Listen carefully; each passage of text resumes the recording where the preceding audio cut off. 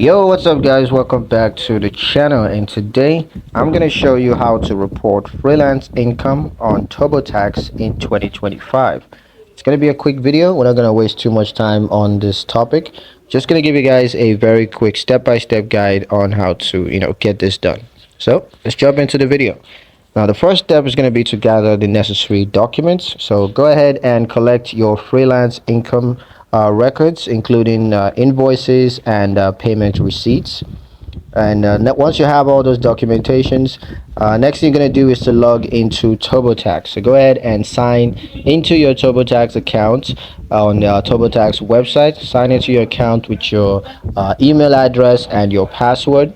And once you're signed into your account, just select the tax year that you want to report your freelance income for. Once that's done, you're going to select self-employment. So choose self-employment as your income type, and then select freelance as your business type. And once that's done, enter your freelance income. So you can go ahead and type in your freelance income, including any payments received from clients. And next, you can claim business expenses related to your freelance work, such as equipment and software expenses. Once that's completed, just go ahead and review your freelance income report just to make sure everything is accurate, and then submit it to the IRS, and they are going to take care of the rest for you. So yeah, that's pretty much it on how to report freelance income on TurboTax in 2025.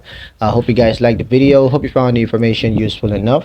If you did, like the video, comment down below, let me know what you thought. Share the video with your friends and subscribe to the channel if you haven't done so already. And I'll see you guys